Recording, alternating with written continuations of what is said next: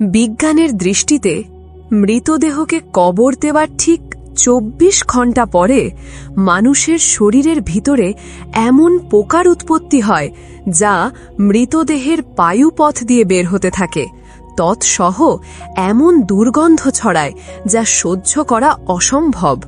আর এই দুর্গন্ধ পোকার সমগোত্রীয় পোকাদের নিমন্ত্রণ দেয় দুর্গন্ধ পেয়ে। সমস্ত পোকামাকড় খেয়ে মানুষের মৃতদেহের দিকে যাত্রা শুরু করে, আর সবাই মিলে মানুষের মাংস খাওয়া শুরু করে। কবরস্থ করার ৩ দিন পরে সবচেয়ে প্রথমে নাকের অবস্থা খারাপ হতে শুরু করে এবং পচন ধরে যায়। ৬ দিন পরে নখ খসে পড়তে থাকে, পরে চুল খসে পড়া শুরু হয়। মানুষের শরীরের সমস্ত লোম ঝরে পড়ে আর পেট ফোলা শুরু হয়ে যায়।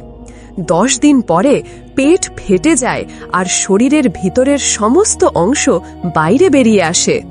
৭ দিন পরে মৃতদেহের শরীরে সমস্ত মাংস শেষ হয়ে যায়। মাংসের শরীরে এক টুকরো মাংস অবশিষ্ট থাকে না।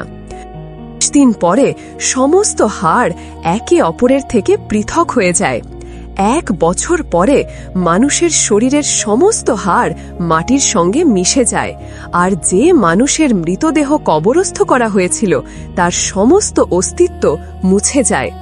ভাই বোনেরা, বলুন, মানুষের এত অহংকার, এত আত্মগরিমা, এত হিংসা, এত বিদ্বেষ, এত লালসা, এত নাম, এত সম্মান, এত শক্তি, এত সামর্থ্য, এত ধন দৌলত, এত ক্ষমতা, এই বাদশাহী কোথায় যায়?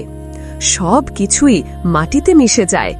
মানুষের অস্তিত্ব বাকি আছে, মাটি থেকে সৃষ্টি মাটিতেই মিশে যায়। অতএব আপনার কিভাবে চলা উচিত তা কি আর নতুন করে বলার দরকার আছে?